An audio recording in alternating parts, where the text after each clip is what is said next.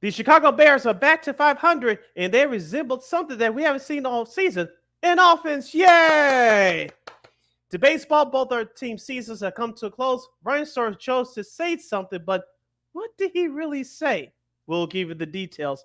In college football, the Fighting Illini lost a tough one to Penn State at Happy Valley, while Northern Illinois went down at NC State.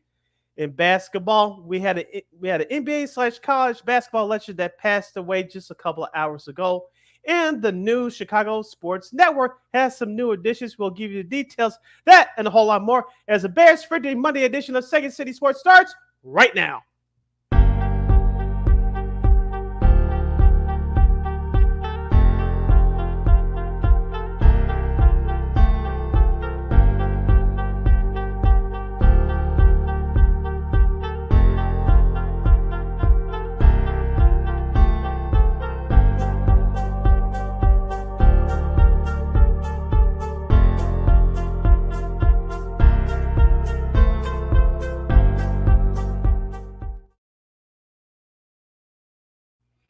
Welcome to a Bears Victory Monday edition of Second City Sports, the last one from the month of September. We're live in the living color right here on Sports Zone Chicago, along with Miss Lakina McGee. Who is she? I am Cindy Brown. Hey, that's me. You can follow yours truly on the Twitter, X, and the IG at SidKid80. Once again, at SidKid80. That's SIDKID80.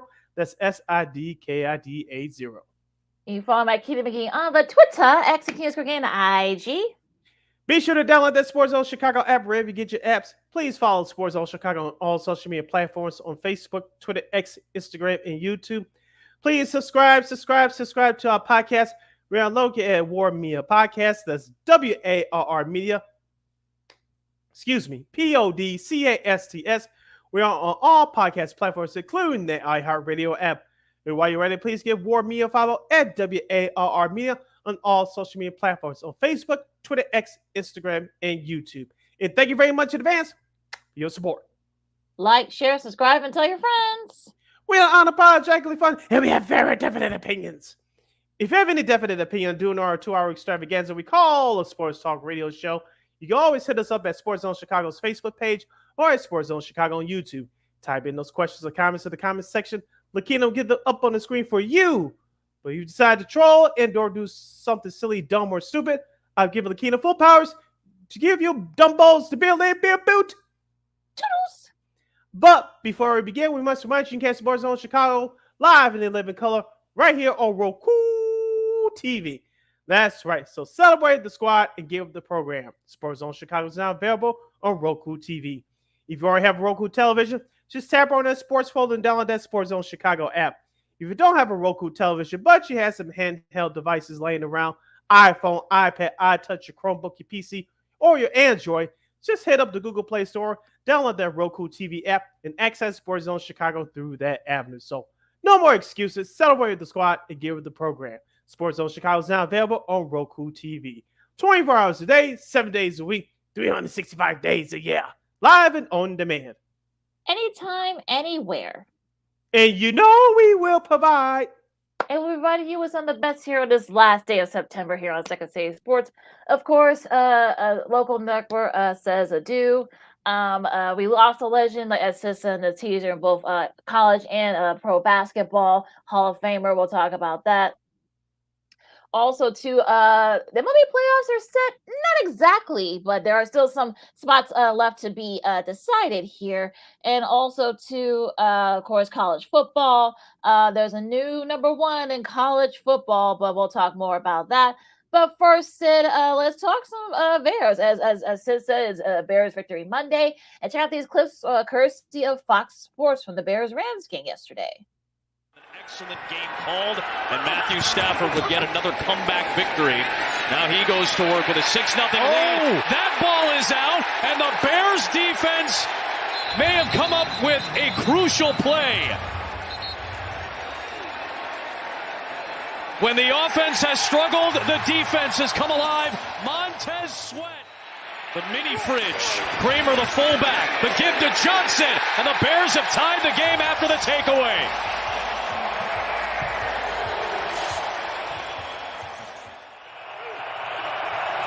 5 in the pattern for Stafford. Had that ball deflected, and that was a very smart play by Tutu. We're going to get this ball back. 54 seconds left, second down for Williams. Pressure was coming, and he got it to DeAndre Swift. Oh, this looks like what he did in the preseason. Swift to the sideline and out of bounds. 27-yarder to Swift. Williams gets hit by Verse, stays up, on the move. Got him. And he connects with Swift, who dives ahead near the sticks. They'll mark him out of bounds to stop the... Cairo Santos missed his first field goal of the season last week from 56. Otherwise, he's been excellent. And that continues. Continue with the field goal lead. fest. Yeah. Pressure coming. Stafford got rid of it fast. Faster than he wanted to. Incomplete. It's 4th and goal.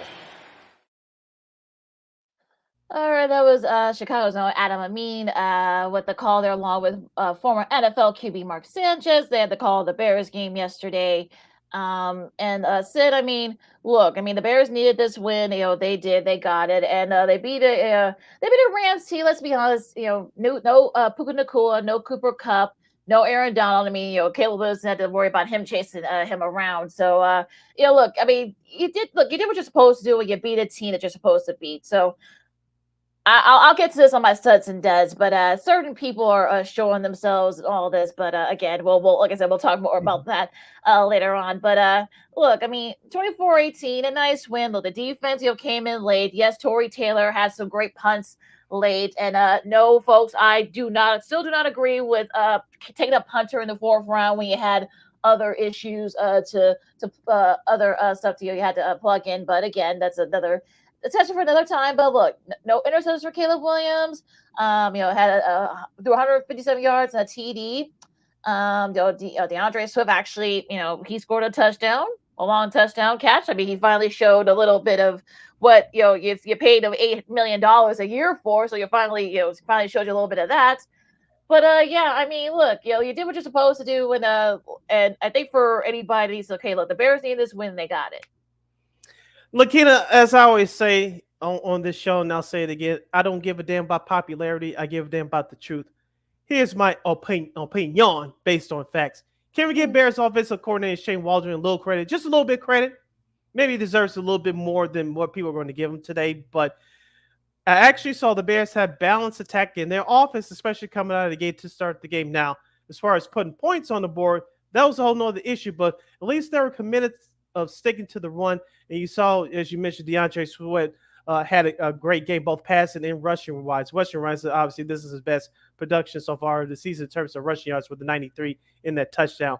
Also, too, Roschon Johnson is starting to get some more love, and he scored the first touchdown of the game for the Bears. What does this mean for Khalil Herbert? I don't know if he's still trade bait, but we'll talk about that at another time. But I like the balance that I saw with this Bears offense. We were begging for this all season, Lakina. We were begging for this last week against a lesser opponent in the Indianapolis Colts. We have the you could argue they had injuries that are much worse than what the Rams have been dealing with all year, and we didn't see that. We saw much more balance yesterday. And you mentioned with Caleb Williams what he did. You knew he wasn't going to throw for 300 yards again. We don't need him to see him do that every week. When you have balance on both sides of the ball with running and passing, it complements your defense. It makes things go much more smoothly now. Because the Bears are giving up less than 18 points, yes, but things happen, and they did a great job. Tory Taylor, as you mentioned, Lakina, he was listed in the middle of the pack as far as net yards in terms of punting in the NFL. He did a great job yesterday. Out of his 5 punts, 3 of them landed inside the 20, and 1 landed as a touchback. He averaged over 55 yards per punt. That was a great job by him, which you could tell, which set up perfectly for that defense. A shout out to Montez Sweat after one of those punts. He had that strip sack, which the highlight that we played. So all around a good performance for the Bears. Can they build up on this? Sure. They're better because they have a lesser opponent and a better quarterback on their roster with Carolina Panthers with Andy Dalton, former Bear, coming in next week. You listen to Second City Sports on Sports Zone Chicago. Lakeem McGee, Steve Brown with you. Recapping Rams, Bears, and this is an interesting set that I just saw, which I thought was a little bit absurd. The Bears now have a 7-game winning streak at home, which is the most goes all the way back to last season, which is the most among all the teams in the NFL, which you would think, like, you scratch your head and think, wait, really? That's the well, I guess. But the NFL is very strange at times. But look, the Rams have some of the, they have a look. There are no, like I said, there are no Aaron Donalds, there are no Leonard Floyds out there. They got mostly rookies and second year guys and guys from the practice squad. So this is sort of like a team that has built up. So yeah, of course you're going to take advantage of. Of course, Swift was going to have his best showing and such. So yeah, you better have done this against the Rams defense that's pretty much a shell of itself for what we've seen the last few years when they were contending for Super Bowls. And I know people want to say, well, they beat San Francisco had a lot of injuries when they played. So let's not get off our skis with that. So look, you did what you're supposed to. You took care of business, and look, you're going to be facing a team that, I mean, well, they're kind of like a little bit worse, but they have been playing better thanks to having a more competent quarterback. We got Andy Dalton, former Bear. So for me, I think that, look, for anybody that wants to tell folks how to fan, this is what this is what really annoys me. Because I'm seeing like some certain pundits. I won't name names because we got good relationship with some of their colleagues. But to say that, well, the Bears want to shove and be happy about it. No, because look, thankfully, Doug Kramer actually looked good on that O-line. But again, you didn't have to deal with with a lot of the Aaron Donalds and Leonard Floyds out there. Of course, you should have done that. Now that Tevin Jenkins injury, we'll see how that affects that O-line. So we'll see especially once you start playing better opponents. So I think you really can't take anything yeah, you won, but it's sort of one of those things. You're just like, well, you did what you're supposed to do. So it's hard to kind of get too excited. But for those of you who don't want to get excited, look, we're not going to tell you that. Look, if you want to cheer and be happy, great. If you're still skeptical like me, fine too. But don't tell people how to be a fan. That's what annoys me more than anything else. But I digress. I'm glad you brought up the offensive line, and that was going to be my next point. Even with the Tevin Jenkins injury, we told you on Friday that this Rams defense is obviously is not as great as it was when Aaron Donald, who's now retired, was in there for the last few years. But they can still bring the heat. If you notice, Lakina, every opponent, including the Rams yesterday, what did they do when they pressured Caleb on third down, especially with that blitz?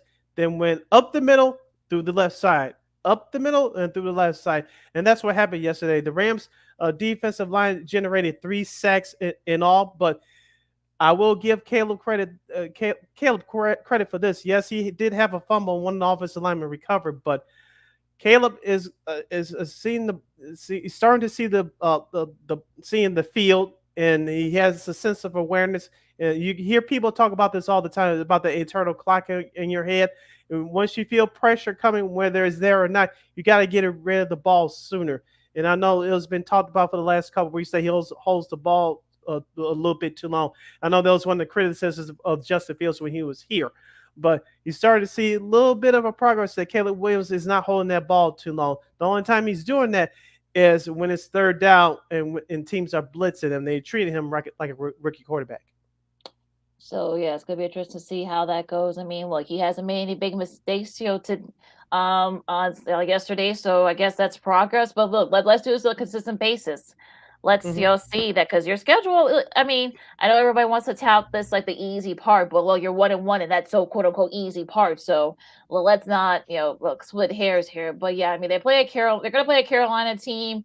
Like I said, they're not that good. Let's be honest, but they are playing a lot better than they were a few weeks ago. And Andy Dalton will have his a chance to for them to then again one of their good defensive players, Shaq Thompson, I should say, he's done for the year with the Achilles injury. We'll talk more about that later on this week. But with that said, let's talk about the rest of the week 4 in the NFL, because there were some surprises, and also too Tom Brady said something that has gotten Bears fans sort of in his skis. So we'll talk about that. And of course, Sutton does a whole lot more. We continue our NFL Power Hour. Lakina McGee, City Brown, Second City Sports on Chicago. More coming up right after this. This year, my mom got me the perfect bag for back to school. These colorful binders help me stay organized. These headphones are just what I need for studying. These new sneakers are just what I needed for the new year. This jacket is a real must-have. My parents got me the skateboard I wanted. It's pretty cool. these scissors really come in handy in art class. These colored pencils, too. These new socks? They can be a real lifesaver.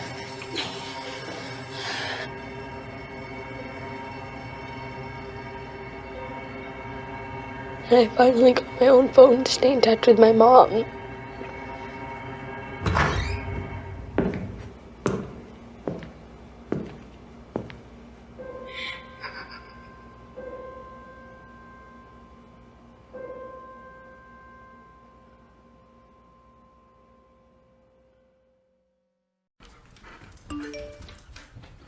Trisha's having a sleepover tonight. Can I go? I wonder about Lucy's friends. What should I say? I know you're only 10, but one of these days a friend will offer you a drink. And alcohol at your age can lead to so many things. None of them good. So can I go to the sleepover?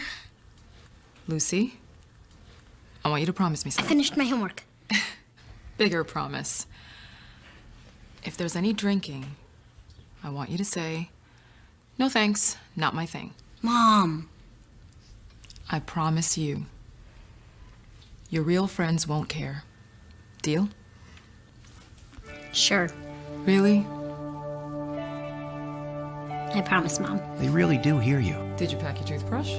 For tips on how to start the talk, visit underagedrinking.samhsa.gov, a public service message from the Substance Abuse and Mental Health Services Administration.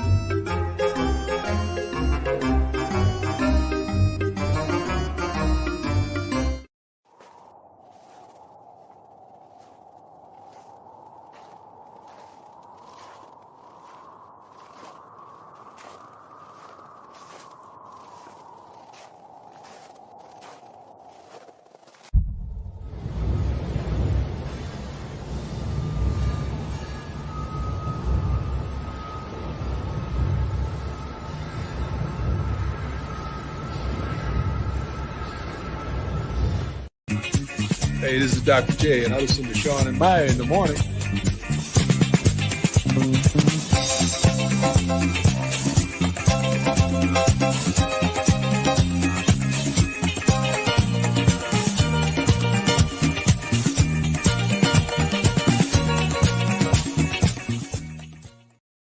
Everyone always thinks it's just about the money, but you were showing this last night at dinner. I thought it was so cool. It's how you made your choice.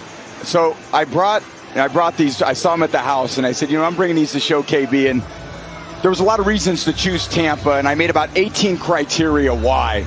And there was things all the way from a salary, obviously, to the weather, to the facilities, to how great the players were. And ultimately, Chicago was a team, and I've never told that story before. They were very stealth in their recruitment. I was seriously considering, but in the end, It came down to Tampa. All right, welcome back to Second City Sports on Sports Zone Chicago. You follow my Kingdom McGee on the Twitter, X and Kid on IG. You can follow your Shirley Sydney Brown on the Twitter, X and the IG at SidKid80. Once again, it's SidKid80. That's SIDKID80. SIDKID80. We have less than 84 minutes left of this extravaganza we call the Sports Talk Radio Show.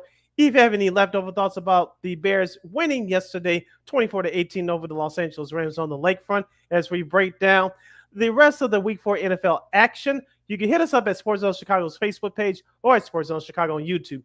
Type in those questions or comments in the comments section. Lakina will get them up on the screen for you. That clip we saw, courtesy of Fox Sports. I think that was from somebody. I think they had like a bigger screen version. I think that was from somebody's Twitter or Instagram account. But that was Tom Brady with Kevin Burkhardt. That they were talking about. There were those rumors that a few years ago, Tom Brady. There were some rumors that the Bears were one of the finalists that he was going to consider signing before he, of course, signed up with Tampa Bay and they ended up winning the Super Bowl. But it just seems like. Yeah, that would have been nice, but let's remember too, he would have had the same issues with just so I think like he would have been begging to get out of town halfway through the season. So it would have been nice to have Tom Brady there. I mean, the tickets would have been, astronomical, and it would have been standing room only over at Soldier Field, but I just don't see.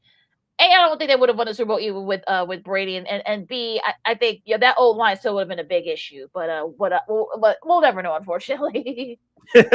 And number two, he would have had to deal with the cold weather. He dealt with that for the last 18 years in New England. So you think he was going to deal with that here in Chicago? No.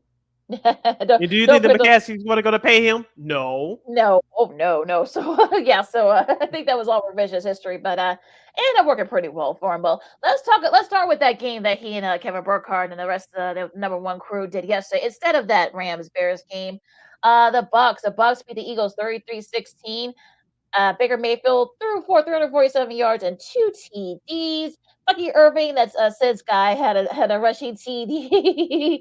Too bad he wasn't available in my fantasy league. I couldn't pick him up, but that's a whole nother issue. Yeah. Oh boy. Mike Evans had a TD catch. Chris Godwin had 69 receiving yards on the flip side for Philadelphia. Jalen Hurts threw for 158 yards and a TD.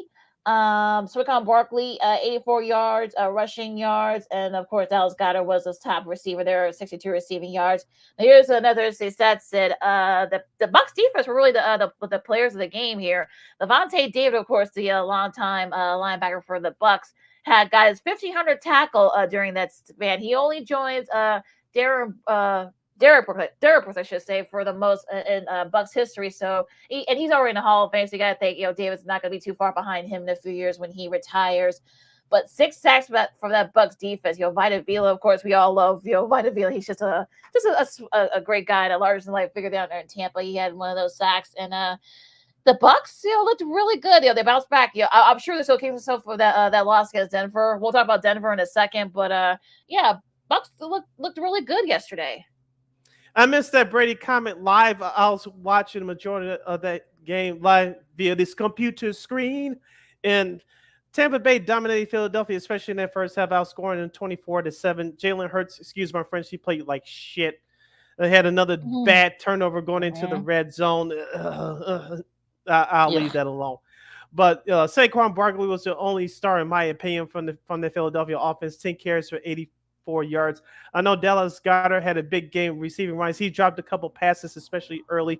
I know Philadelphia's dealing with injuries to both their star wide receivers, A.J. Smith and Devontae Smith, but A.J. Brown, I should say, and Devontae Smith. But Philadelphia looks like shit right now. I know they're going to bye week, which I'm sure will help them a lot. But Nick Sirianni, the head coach, he's under fire, and the way they performed yesterday, this is what should have happened to them last week, but they got away with it at New Orleans. Well, I know I have some friends who are in Philadelphia, and they're not very happy with what's going on here. What should they be?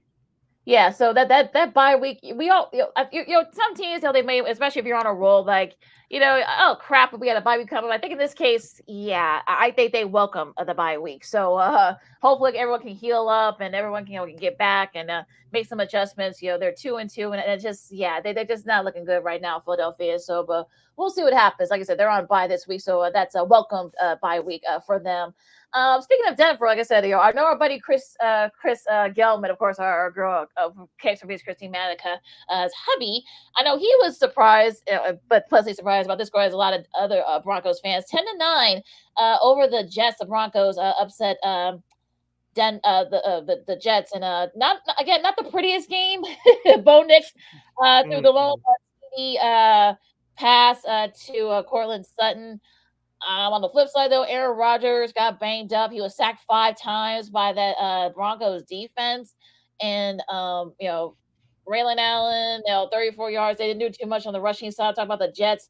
And I think they had like 10 penalties the Jets did. So not good. And if he's heard Aaron Rodgers' comments afterwards, he wasn't very happy. He was trying not to show it, but you could tell he wasn't very pleased with the Jets' performance yesterday. Well, he should blame part of himself because he didn't help any matters either. Him, Breece Hall, Gary Wilson, none of them jokers couldn't move the ball down the field. And I know the Broncos defense is not world beaters, but can you at least score one touchdown? One touchdown? You couldn't do it, but I digress. But shout out to the Broncos. Shout out Bo Nix. Sean Payton, I don't know what he has going on over there, but back-to-back road wins on the East Coast in a noon Central Time slot. Shouts out to the Broncos. I know we'll talk about the Raiders later, but they host them next weekend. It should be an interesting contest between those two bitter rivals. Yeah. Well, speaking of, the Broncos became the first team in the Super Bowl era to have 4 different players with at least one catch, that netted 0 or negative yards. So, Nix didn't make any mistakes yesterday. Look, I'm not gonna say he's gonna be like the next John Elway or Peyton Manning, but he looked really good. So, look, he hasn't made any big mistakes the last couple of games. Now they got 2 wins. So, look, that's all you can ask for if you're a Broncos fan. Let's talk about the NFC North, and probably one of the stranger games, I think, from yesterday. The Vikings went up 28-7 going into halftime. Things got a little interesting in the fourth quarter as the Packers scored 22 points, but the Vikings defense is just enough they made some big plays late to pull it off. There, Sam Darnold threw for 275 yards and 3 TDs and an interception. Jordan Love in his first game back, and kind of tell he's a little bit rusty. Threw for 389 yards, 4 TDs, but also 3 interceptions. So that kind of killed the Packers' chances of catching up. Aaron Jones, we saw the emotion, before the game. Of course, his first game back at Lambeau as a member of the Vikings, rushed for 93 yards. Josh Jacobs only 51 yards rushing there, but a game that could have got out of control and be pretty entertaining late. Yeah, if the Packers would have had a better start, they definitely would have won this game. Excuse me for actually picking them for the second week in a row, but I digress. But Jaden Reed, the star wide receiver for the Green Bay Packers, he definitely is overtaking Christian Watson for the number 1 receiver on the team. He has 7 catches for 139 yards and a touchdown. You mentioned Jordan Love. He did look good, but he was rusty. Outside those 4 touchdowns, he also threw 3 picks, which was a contributing factor to the Packers losing. But it'll take a couple more weeks for Jordan Love to get back. Hopefully, if you're the Green Bay Packers or a Packers fan, that the organization did not rush him back too quick. He did take some shots, especially early in that game, but he felt all right. He put on a good show. Yeah, so I can ask for, like you said, so hopefully, like in another week or 2, he can kind of get going because you can tell he was a little bit rusty. I saw a little bit of that game. I actually had that. I was watching more of that game than the Rams Bears game. That you just showed you how I could care less about that Rams Bears game. But I watched this game and it was actually pretty irritating. Now this game in the NFC South was actually pretty entertaining too. The Falcons beat the Saints, held the Saints to a young Coho field goal in the last few seconds. They were able to pull it out late. It was kind of back and forth for a while. Derek Carr threw for 230 yards and an interception. Same with Kirk Cousins, 238 and an interception, literally like mirror images. Alvin Kamara, 77 rushing yards. Tyler Algier, 60 rushing yards for the Falcons, led the way there. But it was really like the defense, like the Falcons defense that pulled it out late, and they had a pick 6. And it was just like one of those things where it was really, the Falcons really kind of sort of set the tone, and now they're 2-2. Just will you think that the Saints would take the next step? I know they lost last week, but as soon as you think that the Saints would turn the corner and go to the next level, they shoot themselves in the foot. And that's what happened yesterday. The final drive, Lakina, the final drive when they took the lead, Kirk Cousins did not complete one pass. They had a pass interference call, which was the right call, by the way. And they gave the Atlanta Falcons a chance to win the game. Like you said, the defense for the Falcons did step up late, but the Saints still had that chance to win, and they shot themselves to the foot. That's why they barely missed the playoffs last year. If they keep doing that, they're going to miss the playoffs again, and this time some heads possibly will roll. Yeah, Taysom Hill made some big plays, but he got hurt again. So you wonder, like, did he come back too quick? And you wonder, like, will that come back to bite him in the butt? But we'll see what happens with the Saints. But yeah, I mean, I think it's going to be a slugfest in the NFC South between those two, and Tampa as well. So that should be a fun one. Now, speaking of the other team in the NFC South, the Panthers, valiant effort, but the Bengals got their first win this season, 34-24. Joe Burrow, 2 TD passes there. Chase Brown had 2 rushing TDs. On the flip side, Chuba Hubbard had 104 rushing yards and a TD. Andy Dalton for 2 TDs and an interception. But it was just one of those things where Cincy played more like the desperate team, and they got their first win. Can we give a shout out to, I believe, rookie wide receiver Xavier Legette for the Carolina Panthers? He had 66 receiving yards yesterday, and he could look like he could stretch the field. The Bears have to be worried about him next week. Yep. But as far as this game was concerned, you mentioned Cincinnati said that they need to run the ball to take pressure off of Burrow. They did that yesterday, and you could tell Burrow was starting to look a little bit more comfortable in their pocket. And Jamar Chase on that long touchdown run early in the game, it looks like he's back. I know he said that he's past all the off-season issues, and well, he looked like it yesterday. Yeah, we'll see if they can build on that momentum. Although Burrow did get a little banged up, so that's something to look out for if you're a Cincy fan. So we'll see what happens there. Now going to the AFC South, Texans and Jaguars. Texans hold them off 24-20. C.J. Stroud 2 TD passes, 345 yards. Trevor Lawrence 2 TD passes as well, only 149 yards. Tank Bigsby 90 yards rushing in the losing effort there. Cam Akers only 53 yards, but they really need to do too much. Nico Collins, if you had him in your fantasy squad, 151 yards and a TD. You guys, my opponent did. Well, sorry about that, but yeah, it was really kind of like one of those things where, look, give the Texans credit. They bounced back from their loss to the Vikings. Yeah, the Texans played more focused, and like you said, these are two bitter rivals here in the AFC South. People thought that the Jacksonville Jaguars would be more competitive. They were yesterday, but they just haven't been so far throughout this season.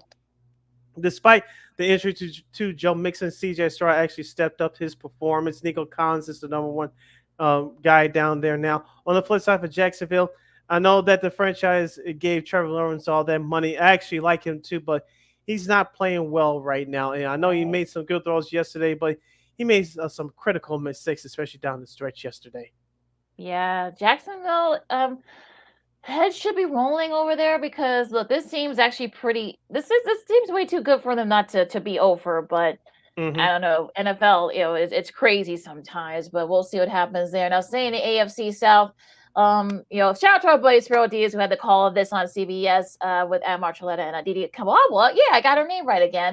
I got a rhythm. I gotta get a rhythm. But this actually ended up being a pretty entertaining game. The Colts hold off the Steelers 27-24.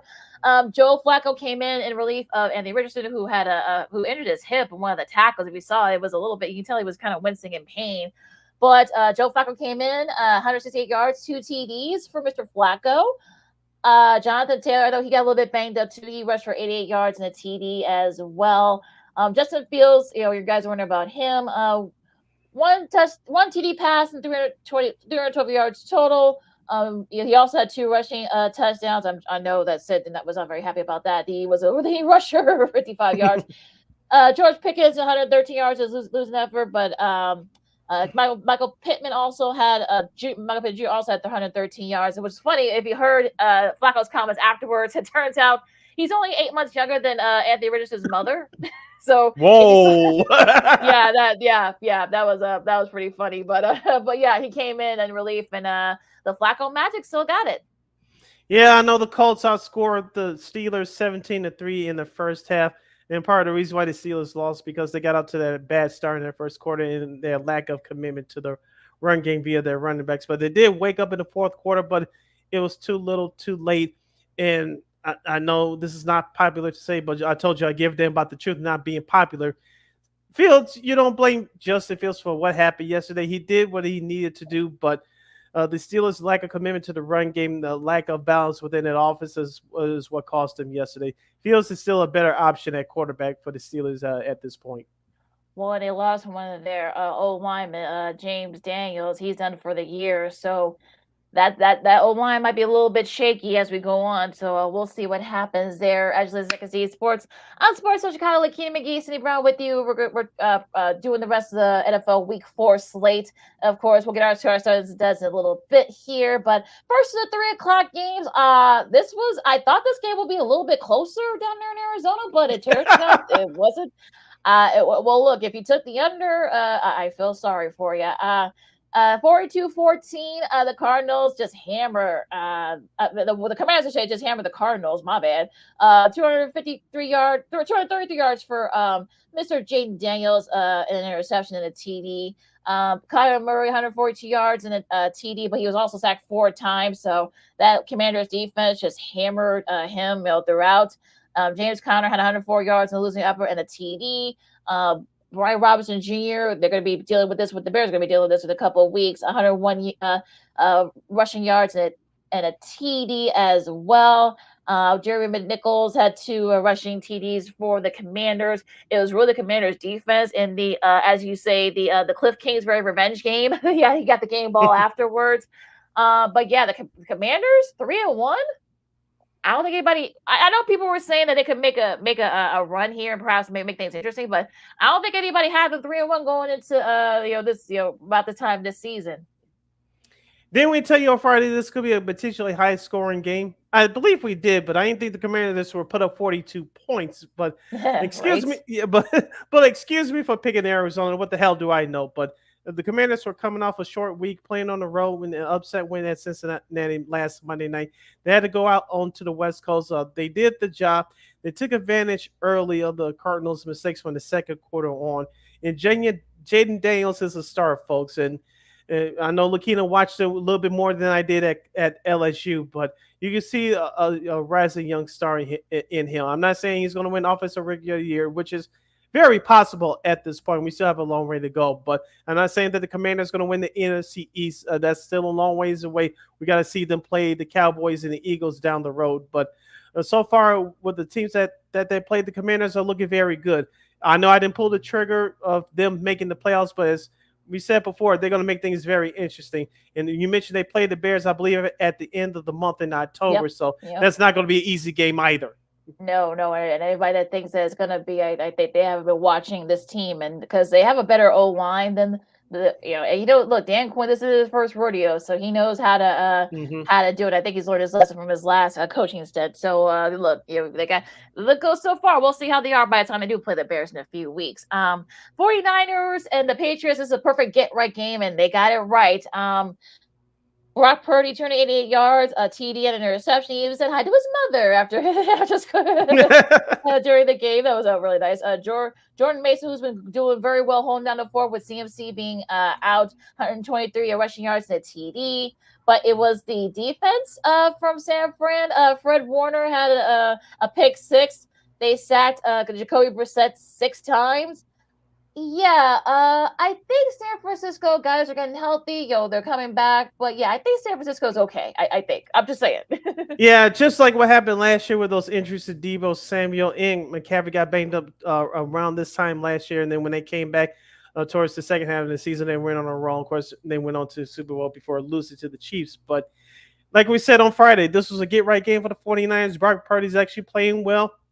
I think he may be playing better this year than he did last year, because last week, even though the 49ers should have won that game against the Rams on the road, Brock Purdy actually played well. And he followed it up with another good performance here. I know the numbers don't wow you like that, but for him just not to do too much, let the running game do the talking, the defense take over, and that's what happened yesterday.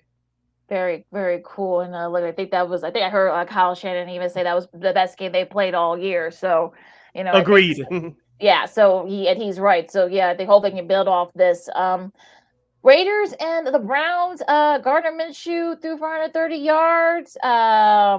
Alexander Madison 60 rushing yards. On the flip side, though, for Cleveland, 176 yards for Mr. Deshaun Watson and a TD and an interception. Jerome Ford 58 rushing yards. It was really one of those. This is really one of those games where, it was just like one of those weird games. I know Devontae Adams. I know he was out for the Raiders. They're 2-2 now. Good job there. But I wonder, can they sustain it? And the Browns, 1-3. Yikes.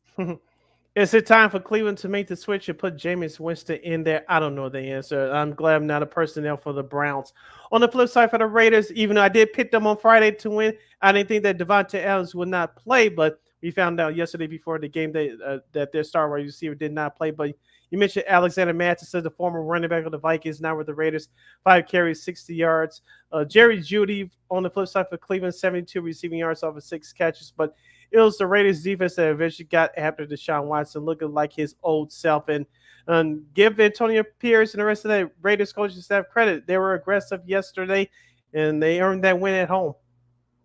Yeah, yes, absolutely, and deservedly so. Now, AFC West and AFC West, we go a little further west to Los Angeles. The Chiefs beat the Chargers 17-10. Pat Mahomes, 245 yards, a TD interception.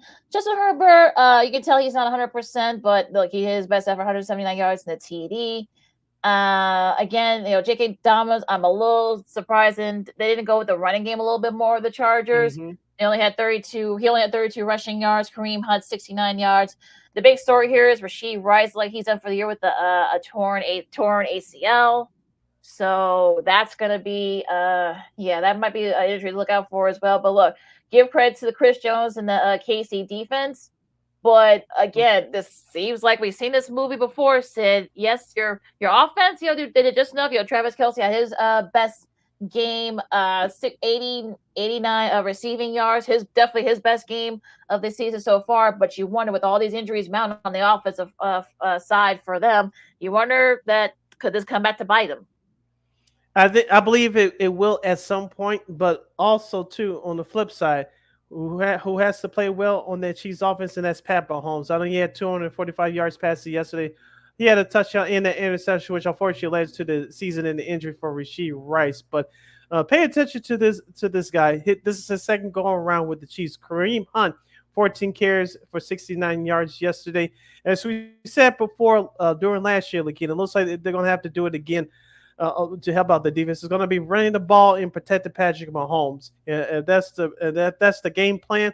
I think Andy Reid is going to run with it. They did that last year and it helped them, but at some point, I know Hollywood Brown hasn't played yet for the Chiefs, and I know you got Xavier Worthy. Well, I think he's going to benefit for getting more snaps because of the injury to Rice. But they're going to do some explosive things on offense at some point, and if they don't, like you said, it's going to be over for them faster than we all anticipated.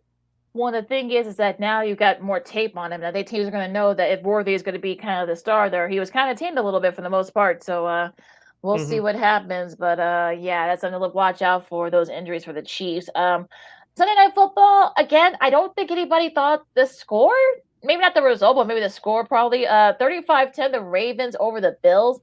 156 yards and 2 TDs. 199 yards from Mr. Derrick Henry.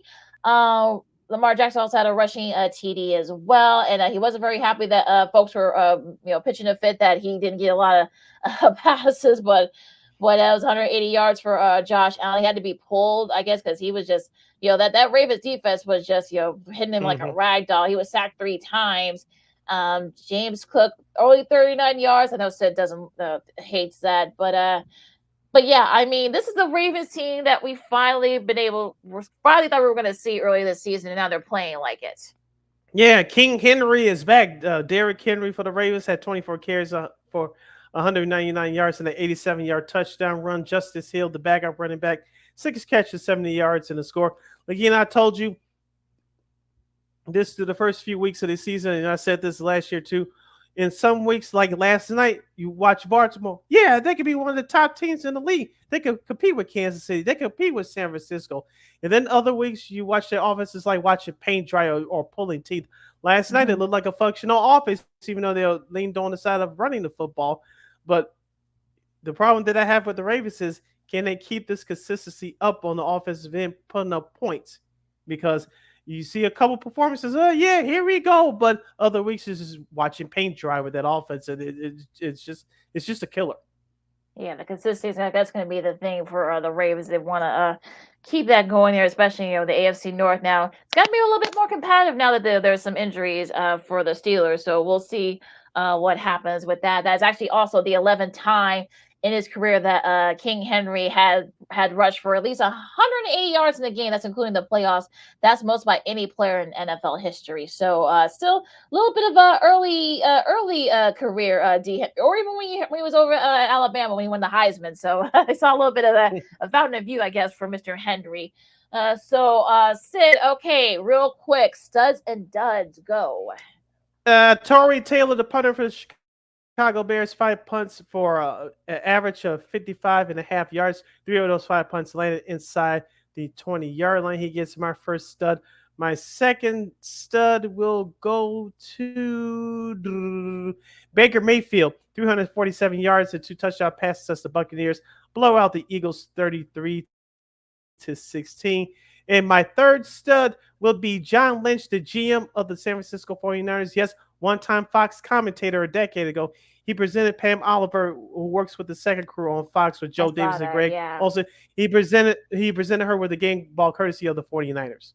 That was really cool. Her 30 years she's been with the network. So I saw that. That was a really cool moment there. Now my studs real quick. I'll say Tampa Bay as a whole, they looked really good. They probably should be undefeated now. They had nothing from the loss to Denver. So, but they're 3-1 right now. Got a big win against Philadelphia. Denver. Look, Denver 2-2. One of the last 2 games out east playing new games. I mean, I don't know what Sean Payton's doing there, but they should keep doing it, whatever it is. So, look, it's not flashy. It's not, they're not, scored a lot of points, but they're doing just enough to win games. And Bo Nix has looked, pretty good the last couple of weeks against some pretty solid defenses. So we'll see if he can keep it up. And my last goes to Mr. Derrick Henry. Showing you that he's still got, I think he's 33 now. So but those are my 3 studs. All right, my 3 duds are as follows: the Buffalo Bills offense, the New York Jets offense, both of them were putrid. And my third dud would be, I'll give myself a dud. I picked Arizona for the last 2 weeks, and they show me nothing. Bad.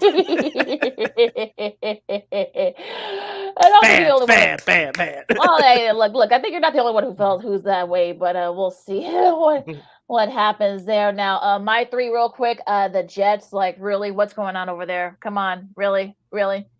I don't know what's going on over there. It could be a little bit of injuries. It could be a lot of infighting, but they better get it together because Green is about to lose it. Jacksonville. What guys? Speaking of, what the hell is going on down there in Jacksonville? Heads of Stars should be rolling down there. We'll see. They can kind of keep it up. And my other dud, I guess I'll say Buffalo too, just because what happened? What happened yesterday? You let Derrick Henry just bulldoze all over y'all. So, but I digress. Josh Allen didn't have it this week, so. I guess it happens, but yeah, come on, guys. That's but yeah, those are my 3 duds. And real quick, the Monday night games, we got 2 again this week. You got the Titans and the Dolphins, and one that will be at 6:30 on ESPN, and on ABC also straight on ESPN. Plus, you got Seattle and the Lions. I'm gonna be watching more of that game, Sid, than the other game. But the first game, I can say. I think we all are, but yeah, I think the Dolphins is a perfect get right game for them. Hopefully, they can kind of get it going, because they really need this. They're 1-2. They can't afford to go 1-3. So set the tone early and just go to town. Yeah, Miami's a 2.5-point favorite. I forgot who's starting that quarterback for the Dolphins tonight. It's not Skylar Thompson. I know that. But the Dolphins need a heavy dose of David Achane to get that Dolphins offense going. On the flip side for the Titans, Will Levis needs to play a whole lot better. 4 touchdowns with 5 interceptions so far this season. Very, very, very inconsistent in the second game with the Lions and Seahawks. I know the Seahawks has been the Lions, I believe, the last 3 times. Geno Smith, his numbers don't look stellar to start the year, but he's owned the Lions the last couple of years. And on the flip side for Detroit, it's all about that balance of running the football, especially with David Montgomery and Jahmyr Gibbs, and taking pressure off of Jared Goff. And we'll see what happens. I think that's going to be a more physical game tonight. And I think Detroit is favored by 4 at home, but I think it could be a sneaky high-scoring game tonight. We'll see what happens. I think it may come down to a couple of turnovers. Yeah, I think said the total early. I know the Lions are probably not happy that Geno's beaten them the last few times that they played, but I think if the defense can kind of set the tone early, kind of rile him a little bit, see if he can kind of make him make mistakes, because when Smith is hitting, he hits on all cylinders. So we'll see that maybe Kenneth Walker Jr. the third, hopefully they can slow him down. If it's like for Seattle, try to be a little more physical, a little more try to get golf riled a little bit, and just try to move the ball against that defense. So it should be interesting tonight. But I think more people will be watching that game. I agree. So should be some great games though. Still, nonetheless, I mean, you got 2 Monday night games. I think you gotta love it.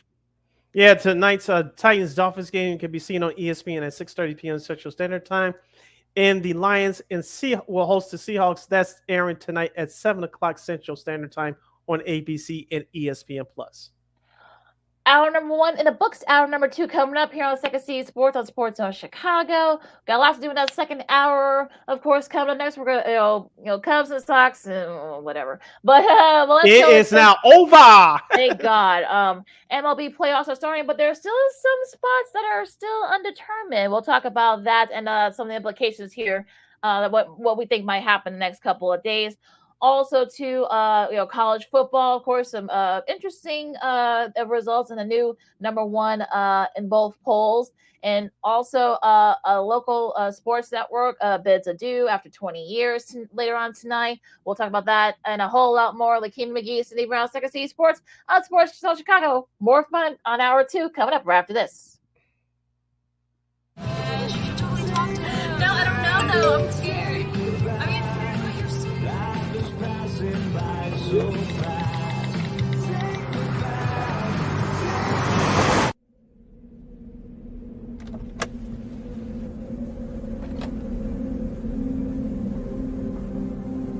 Do you know that you're in my lane? No, not at all. Are you not paying attention? Are you texting? I was just checking in with my mom. I was telling her that I thought we'd be home by 6. It's okay. There's enough time. Just pay attention. I'm not even halfway through my text. There's no way. I'm not even going to look up. My babies are in the car. You have to pay attention. It's just supposed to be a quick text. I'm so sorry.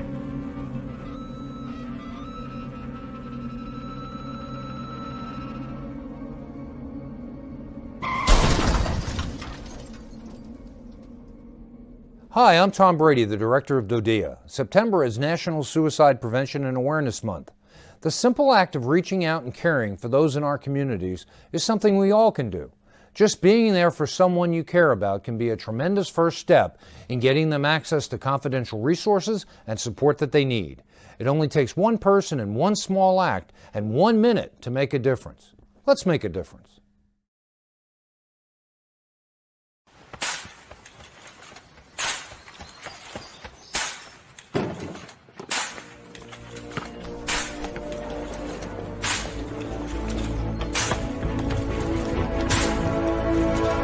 Move it!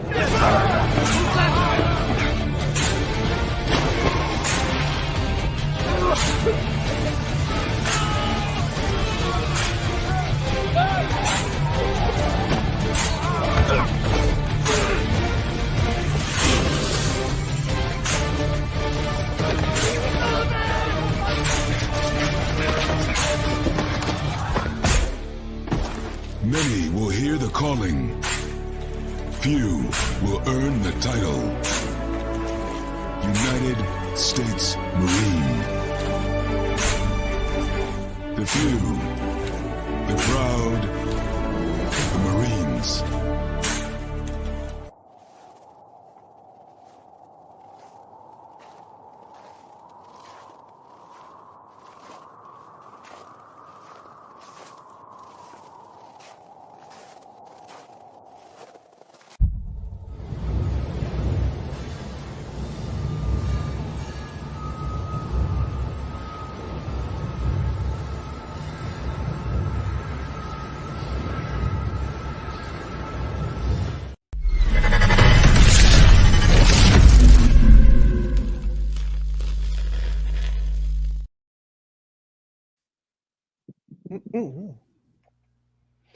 Welcome back to hour number 2 of Second City Sports, hashtag Bears Victory Monday edition. We're live in the living color right here on Sports Zone Chicago, along with Miss Lakina McGee, which is she. I am Cindy Brown. Hey, that's me. You can follow yours truly on the Twitter, X, and the IG, SCKid80.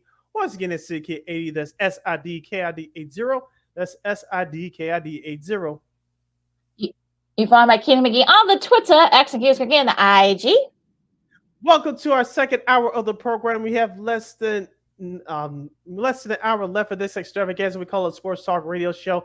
If you have any questions or comments for us as we dive into that baseball, Chicago Cubs, Chicago White Sox, and we'll give you our predictions for the MLB Wild Card Series. You can hit us up at Sports Zone Chicago's Facebook page or at Sports Zone Chicago on YouTube. Type in those questions and comments in the comments section. Lakina will get them up on the screen for you. And just a daily reminder, you can catch Sports Zone Chicago's programming, including Second City Sports, 24 hours a day, 7 days a week, 365 days a year, live in the 11 color on Roku TV. All right, Sid. Congrats to all the teams that have made the playoffs. Unfortunately, the Sox break the record for they tied the record for most losses, 121. And how ironic is that Jason Benetti did the call that for Valley Sports Detroit, Mm-hmm. and and if you saw the moment after the game when they were celebrating and the champagne shower and such, we'll get to the Tigers in a second, but you saw all the players were, kind of, spraying him with champagne. But that was actually interviewing Riley Green, who was one of the big reasons why the Tigers have been able to go on this great run. Saw the moment there was very sweet, and I'm glad he got a chance to watch a winner. And Benet is very a little sarcastic sometimes, but he kind of let it show there. But he showed a little bit of class there. But yeah, I'm glad he get a chance to call a postseason. I'm glad Fox allowed him to call that series for Valley Sports Detroit. Unlike the White Sox, that would have probably not let that happen. But I digress. But I did watch a little bit of that game on Friday on the Detroit side, on the Detroit broadcasting side, and this is one of the reasons you like Benetti. He's born and raised in Chicago, so he's going to show a little bit of his personality, and he's honest, he's raw, and he's real. And of course, he didn't mention the White Sox at any of the last couple of innings because you were witnessing history on both sides of the field. But I'm sure privately it's kind of hurting him because he was a lifelong White Sox fan. But at the same time, screw you, Ryan Storr, screw you, Brooks Boyer. I'm over here with a winner, and then you didn't value me. That's why I'm over here living and working my best life. I'm just saying. Well, speaking of Mr. Reinsdorf, in the middle of the fourth quarter in the Rams-Bears game, he decides to post a letter with a bunch of word salad. You guys can go into the White Sox social media if you guys want to read it. I commend you if you guys do. But it's just a bunch of word salad. Oh, this is terrible. This season we're going to do better. Blah blah blah. Well, when Chris Getz has already said that he's not going to go after top free agents, that's a problem. Which is not a surprise.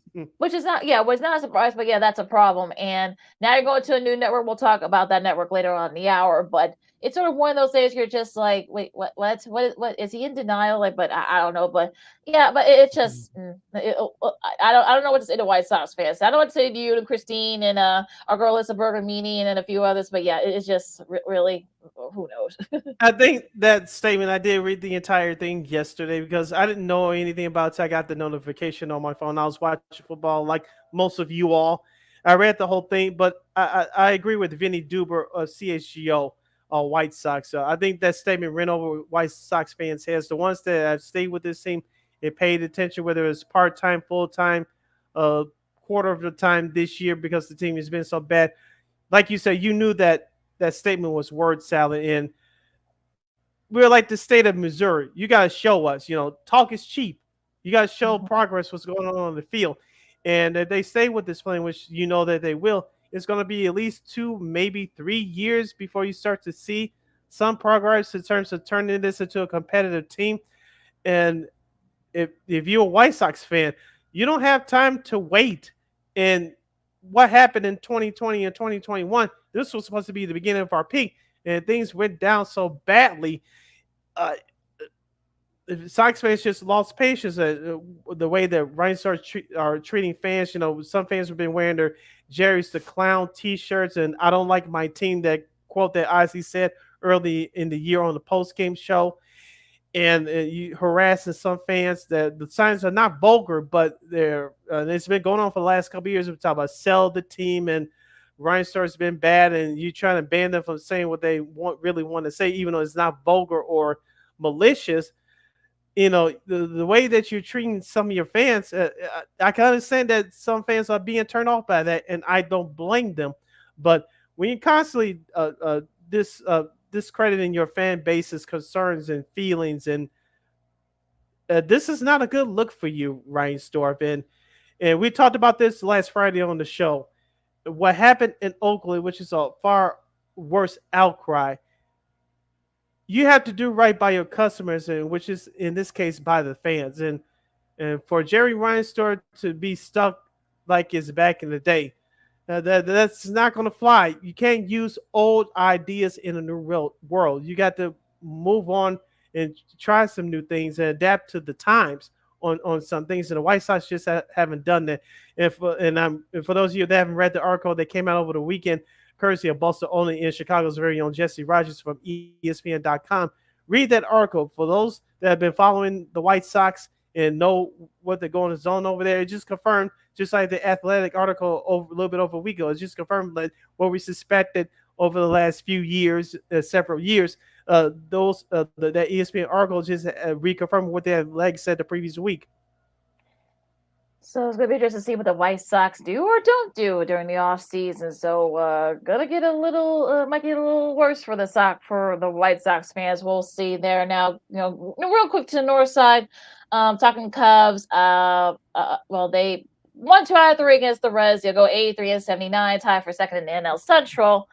But there was a lot of stuff, that kind of manifested this year, and the consistency of it, it wasn't there, and let's be honest. And unfortunately, I think for me, and I'm glad Craig Counsell said it like a couple of weeks ago, but hopefully this still resonates. Like the Cubs need to spend money. I know Tom Ricketts wants to, go on that 2016, but no, you can't do that. Cubs fans want more. They don't want to wait another 100-something years for another World Series. So you have to make some moves. You got to get some pitching.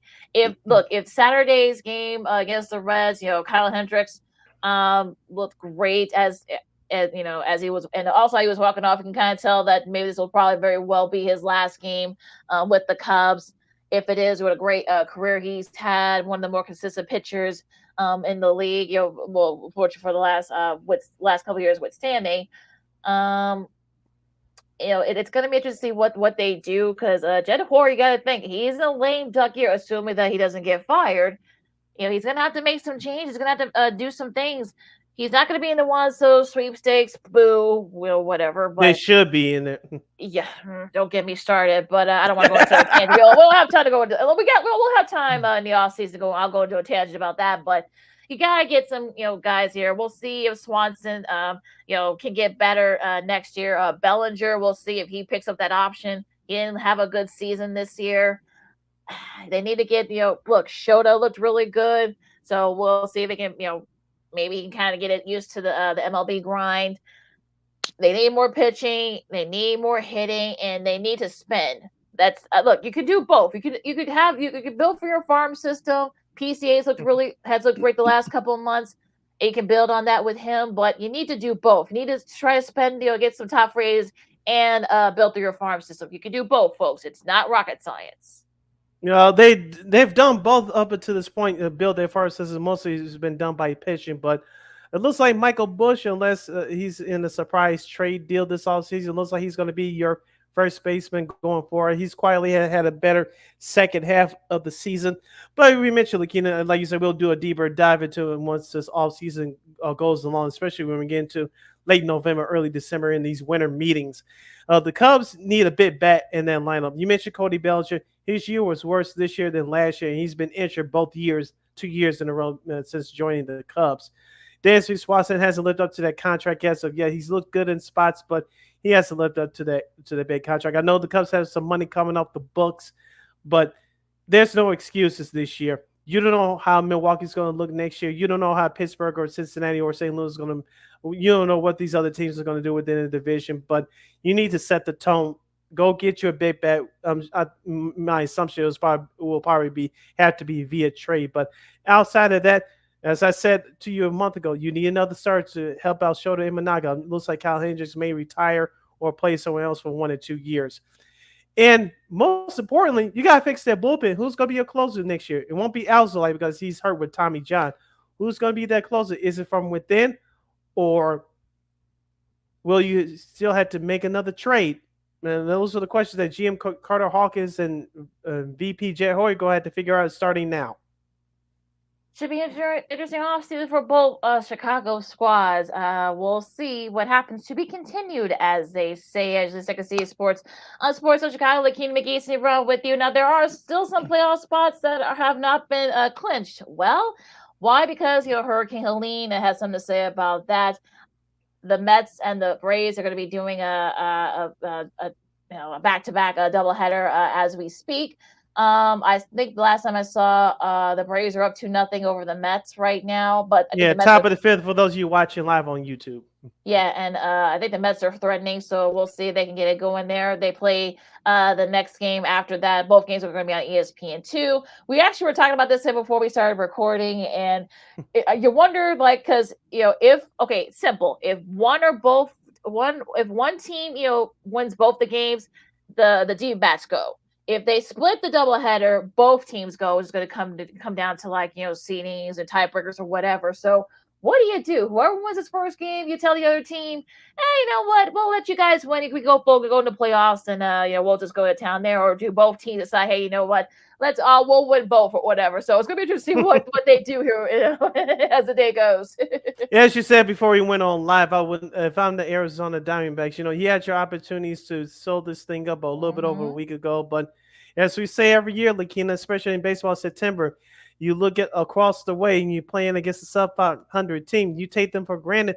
They got something to play for too. It's called jobs, and their job is to knock you out of the playoffs. So look what happened to the Diamondbacks. Sound like a year ago they were the team that they were knocking some folks out of playoffs position. But here's the thing, Lakina, for the Mets, and we talked about this too before we went on there. If you're the Mets and the Braves, if both of them each win one game, have a big joint celebration out there on the mound of their Truist Park after the game, and then go back to quote unquote hating each other. You might meet up with each other in the NLCS. If that happens, so be it. But as we transition over to the playoffs, I know the NL Division Series will start Saturday. We'll give you a preview of that series once that becomes final on our show on Friday. But I think the ALCS starts, I think, Friday or Saturday. I know you have the info in front of you, but as far as the wild card series is concerned in both leagues, it looks like it should be interesting. So I'm really looking forward to it. I know postseason baseball obviously is very different from regular season baseball, but I'm really looking forward to this postseason. Like I said, we'll do a deeper dive into it on Friday once we get the matchups for both the AL and the NL Division Series, but I'll just say this. I hope we get Phillies Dodgers in LCS this year. This is going to be one hell of a series if it does happen. Yeah, I would love that. Would be like best of 7. That would be baseball heaven if that happens. Now, well, let's talk about that. Let's talk a little bit about the wild card series. You got Detroit and Houston. The first game of that series will be at 1:30 on ABC tomorrow, and it'll be Tariq Skubal and Framber Valdez. Look, if you're Houston, I don't know if you want to play Detroit because they were, we talked about, they got the best record in the last few games after August 1st.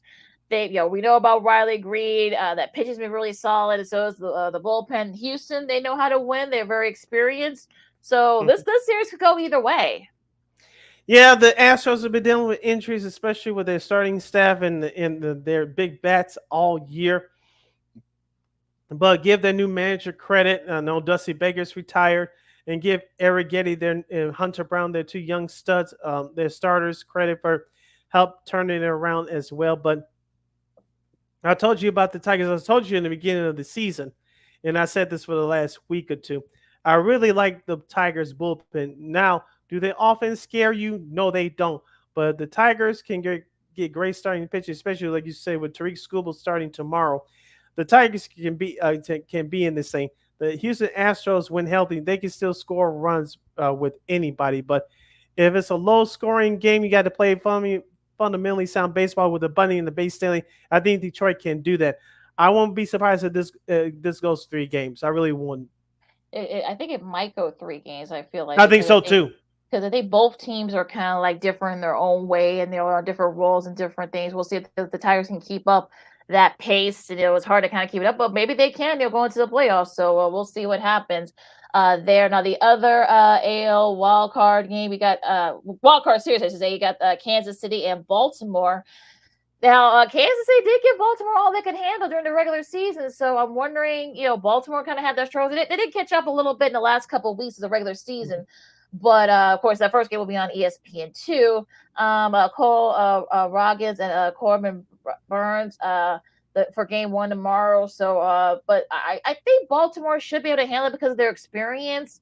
For a lot of these guys with the Royals, I mean, Bobby Witt Jr., we know he's good, but this is going to be there for most of well, except for Salvador Perez, who has a World Series with the Royals years ago. But for most of those guys, it's going to be their first foray into the playoffs. So I'm giving the experience here. I think Baltimore, I think they're getting hot at the right time. I feel like.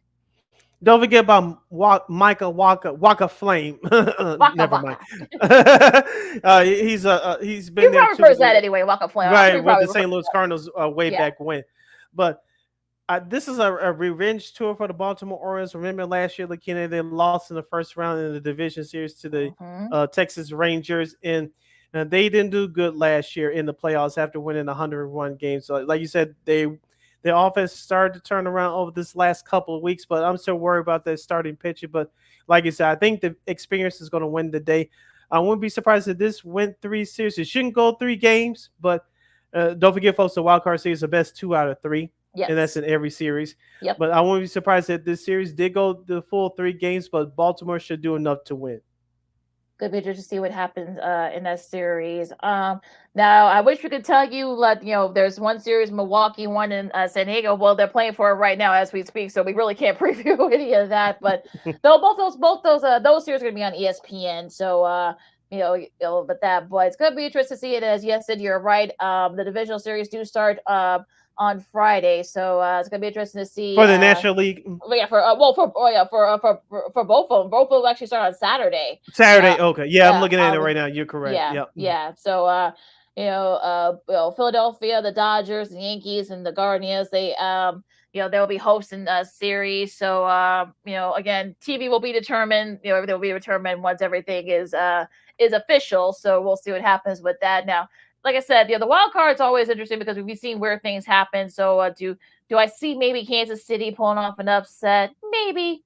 Whoever wins that series, one of those series, whether it's Atlanta, New York, the Mets or whatever, but let's just say it's going to be interesting to see how kind of all things kind of play out once everything's set. You would think that, assuming that the Mets and the Braves both get into the playoffs and Arizona is left out, fatigue is going to become a factor of both those things. I'm talking about the Mets and the Braves, and whoever they play, whether it's Milwaukee or San Diego. I don't know if it's going to go the full 3 games or either one of those series, but I would think that Milwaukee and San Diego is just that much better. I know San Diego's been hot over the last month or so. Milwaukee's been consistent all year, despite what happened in their last series. I think whoever those 2 teams play, I'm talking about Milwaukee and San Diego, they should be able to move on to the division series. Both of those series will be on ESPN.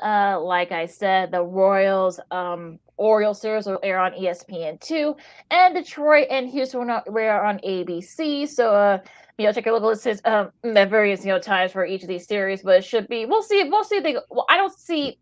Maybe the Detroit Astros series will probably go 3. I think that's about it. I don't see any. I think so. Yeah, so we'll see what happens. Should be fun, and we'll talk about the divisional series coming up. Like I said, when everything's all set on Friday. But with that said, as we go to break, it's CLA football week 5, and we got a new number 1 in college football, and of course Illinois had a tough showing, and didn't leave very very happy, leave very happy in Happy Valley. Also, too, it's in an era for a local sports network. And a whole lot more. Like Keenan McGee, Cindy Brown, Second City Sports on Sports of Chicago. We still got more fun coming up right after this. The This year, my mom got me the perfect bag for back to school. These colorful binders help me stay organized. These headphones are just what I need for studying. These new sneakers are just what I need for the new year. This jacket is a real must-have. My parents got me the skateboard I wanted. It's pretty cool.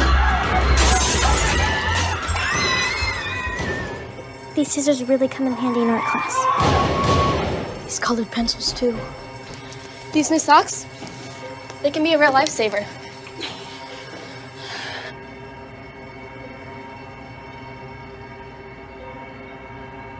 And I finally got my own phone to stay in touch with my mom.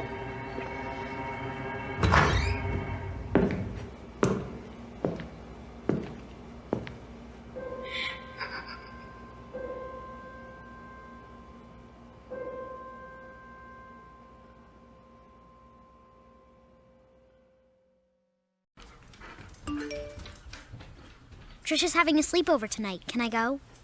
I wonder about Lucy's friends. What should I say? I know you're only 10, but one of these days a friend will offer you a drink. And alcohol at your age can lead to so many things. None of them good. So can I go to the sleepover?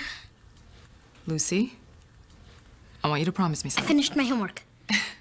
Bigger promise. If there's any drinking, I want you to say, "No thanks, not my thing." Mom. I promise you. Your real friends won't care. Deal? Sure. Really? I promise, Mom. They really do hear you. Did you pack your toothbrush? For tips on how to start the talk, visit underagedrinking.samhsa.gov. A public service message from the Substance Abuse and Mental Health Services Administration.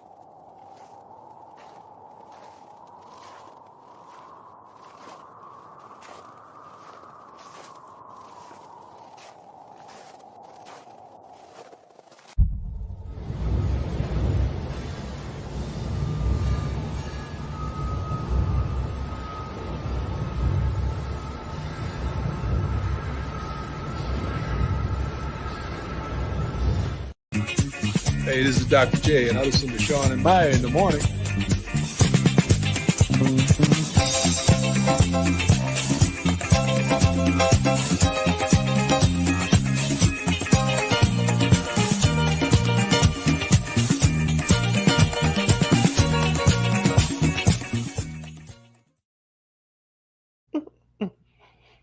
Welcome back to Second City Sports on the hashtag Bears Victory Monday. We're live in the living color right here on Sports Zone Chicago. Lakina McGee is she. Sydney Brown is me. You can follow yours truly on the Twitter, X, and the IG at SidKid80. Once again, at SidKid80. That's SIDKID80. That's SIDKID80. You can follow my Lakina McGee on the Twitter, X, and the IG. This is our last break of the show for today. If you have any questions or comments for us as we dive into college football, news on the new network, and a special edition of Old School TV Monday regarding the history of NBC Sports Chicago, you can hit us up at Sports Zone Chicago's Facebook page or at Sports Zone Chicago on YouTube. Type in those questions or comments to the comments section. Lakina will get the up on the screen for you. All right, Sid. Let's start on Friday with college football. It almost took a Hail Mary, but 38-34, Miami just edged out Virginia Tech, and it was probably one of the stranger endings I'll probably ever see. You know, everyone thought that, oh, it was drop. Nope, and that was the case. And then it was ruled a cash. No, it wasn't. And then, of course, they went to the replay booth, and I guess the receiver for Virginia Tech didn't have full control of the ball. So, of course, Miami escapes by the skin of their teeth. So, they stay undefeated, 38-34. And Rutgers, 2018 over Washington. I think they're 4-0 for the first time. I think since Graciano was there the first time back in 2008. So, nice showing there from the Scarlet Knights so far this year. They looked really good. Texas, no trouble with Mississippi State, 35-13. Arch Manning looked really solid again in relief of Quinn Ewers. 324 yards and 2 TDs. Quintavion Wisner. Boy, these names, some of these first names, I tell you, 88 rushing yards for them, as the Longhorns had no trouble with the Bulldogs of Mississippi State. Let's see here. Oh, and probably one of the better games of the week. Alabama beat Georgia 41-34. You thought that maybe Alabama had control, but then Georgia came back. Okay, but then of course, excuse me, Ryan Williams, who's only 17, by the way. He's supposed to be a senior in high school, but decided to graduate early. He wanted to start playing for Coach DeBoer and Alabama early. He had a big TD catch, 177 yards. As Alabama was able to hold on, and now they're the new number one team in the country. Georgia, unfortunately, they were kind of towing the line the last couple of weeks, and you wonder that that kind of came back to bite them in the butt. Now, the Georgia secondary, that's been one thing that kind of it's not that they're bad, so they're a lot of them are inexperienced, and unfortunately, that's what happened here. They just gave up too many big plays, especially late. With that one, that TD catch to Williams. I caught the end of that game after watching the Illinois Penn State game, and I agree with you that Georgia secondary just got exposed after what Alabama did in that first half. You thought it was going to be an easy one going to Ray. I will say this was one of the exciting fourth quarters so far in college football this year. And I was glad to see it on prime time. But Georgia, after coming back, their defense just couldn't make that big play. Jalen Monroe picked up his confidence. I know you led the team in rushing, which I don't like, but you have to do what you have to do to win a ball game. So shout out to Alabama, even though I do not root for them, but they earned this victory in Georgia. They got some soul searching to do. I still believe they're going to make the college football playoff, but them being the national champions again, I think it's a long shot in my opinion. Well, I think this loss might have woken them up a little bit, so we'll see what happens with them. Ohio State, no trouble with Michigan State, 38-7. Kind of quietly undefeated. I think Ryan Day's fine with that, so they've actually not been really doing too much. So I guess he's okay with them. No one talking about them right now, so I think they're fine with that. Now, a good win for Mark Stoops, his Kentucky Wildcats on the road. They beat Ole Miss 20-17. This is actually their first win on the road against the top 10 teams. You gotta go way back to Penn State in 1977. I believe Matt Suey was on that squad, if I'm not mistaken. So, so a nice win for them. And I guess speaking of teams being exposed, I think Ole Miss got exposed with some of their. They just had a lot of struggles. I watched a little bit of that game. It kind of was turning back and forth from that game, but a nice win for them. Oregon, I went to bet on this because I knew they took care of UCLA, and they did 34-13. Penn State beat Illinois 21-7. Again, not the prettiest game for Penn State because Illinois did give them all they could handle, but it was really sort of little things that Penn State did. I mean, Luke Altmaier did real well, 185 yards passing and a TD, but it was a pick six that kind of did them in. Yeah, I wanted to talk about that game in just a minute. I did watch the entire game. You thought before reading the game stories and things along that line, Penn State dominated Illinois. No, they dominated Illinois from that second half on, shutting out the Illini 14-0. But I was very impressed by Illinois on their first drive to take that 7-0 lead. You mentioned Luke Altmaier looked good. The whole offense for the Illini looked good. Mixture of running, pass. But after they actually almost played a damn near perfect first half. I'm talking about the Illini. But toward the end of that first half, penalties, false starts, and really missing an opportunity to take control of that game. They missed a field goal there. I know Penn State's kicker was 0 for 2 as well. But missing that field goal time for the Illini going into the locker room and had, I thought really was the momentum changer. You saw Penn State, they came out better in that second half. Their defense, as we said on Friday, Lakina, they were get after you. I know that pick six didn't count, as you mentioned with Luke Altmaier. He had to play a damn near perfect game like he did last week at Nebraska, but I don't think Illinois is that far away, Lakina, despite that turnover from Altmaier. The defense for the Illini, they were bending. Unfortunately, they broke at the end because they were on the field so much in that second half. But I don't think Illinois, they did get a taste of humble pie. But as I said before, I forgot what the spread was, but I said that Illinois would cover, and technically they did. But I don't think Illinois is that far away. They still have some ways to go, but I don't think it's as bad as people thought. They really hung around that game until late stages in that fourth quarter.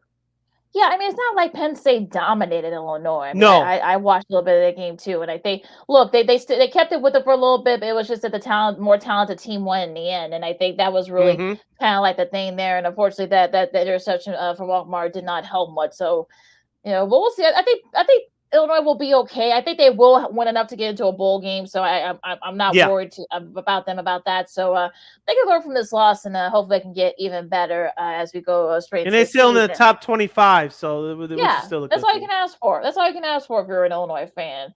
So we'll see what happens there. Now, a great win for Brent Brennan and his Arizona squad. They beat Utah on the road 23-10, and I don't think a lot of people saw this coming. I know Cam Rise's been, has been out for Utah for a little bit, so that might have played a factor here. Noah Frifa had threw for 2 TDs, 197 yards.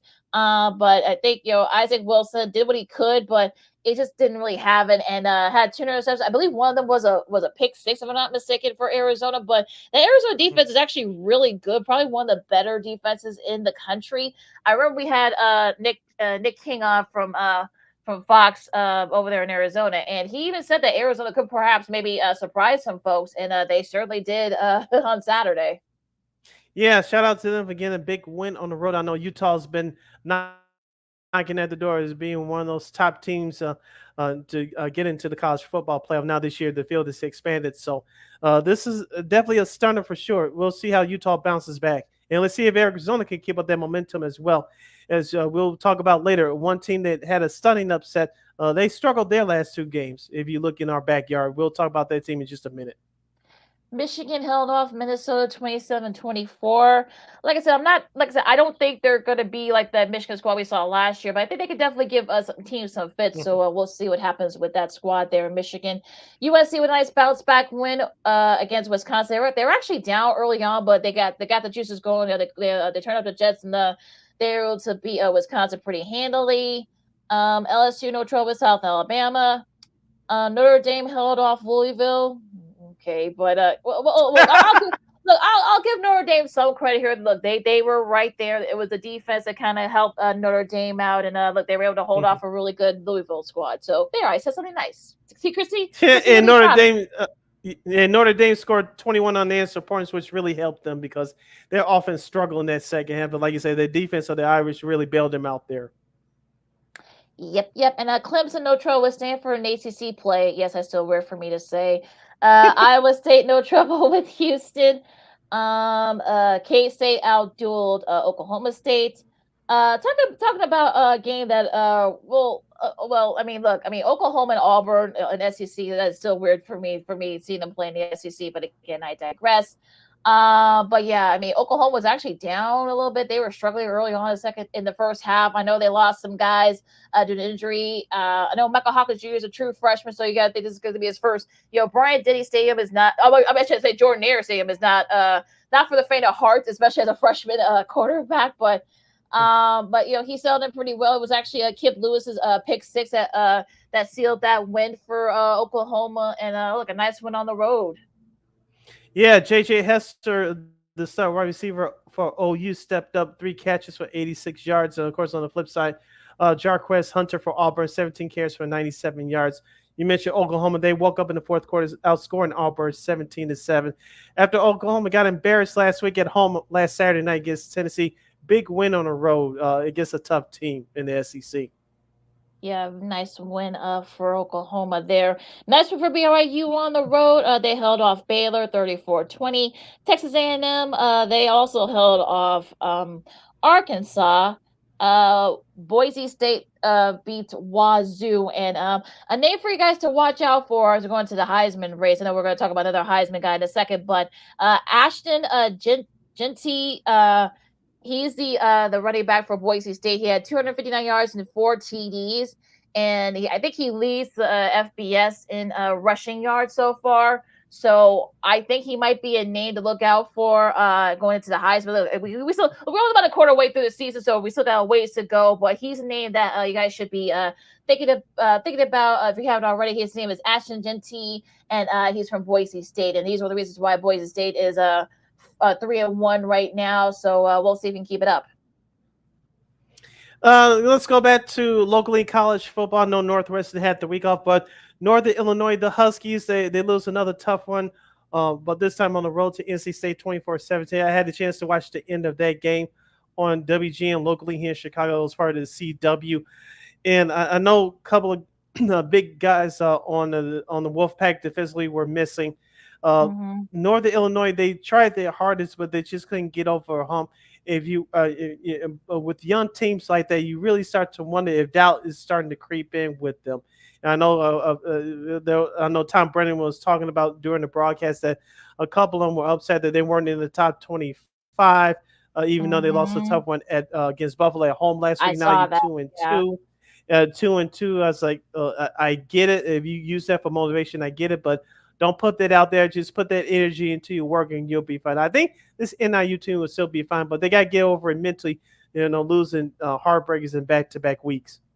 Yeah, I think that week off kind of did them in because they heard all the praise. They're kind of like the big men on campus, and then they end up losing 2 in a row. So, again, NC State is pretty good. Like you said, they were up to 2 of their top defensive guys. So, yeah, that was a tough loss. But hopefully, he can kind of get back on track mentally, and hopefully, he can hope they can kind of get it going there, but we'll see what happens now. They host Massachusetts on Saturday on CBS Sports Network. Yep. Oh yeah, UMass, nice. So we'll see what happens in that game.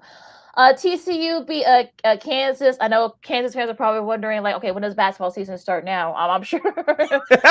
I think they're at that point now. UNLV, good on them for all the weird things that happened off the field this past week. They were able to come back and they beat Fresno State. They're still undefeated, so 49-14. So good for them. Also, Duke's undefeated. 21-20. They held off North Carolina. No, folks, basketball season has not started yet. Colorado, you want to talk about this game. Colorado beat UCF 48-21. I think Colorado was I mean, look, Shedeur Sanders 290 yards passing and a couple of TDs. Of course, Travis Hunter did his thing, had a couple of TD catches as well. They're now back at 500. In a Heisman pose.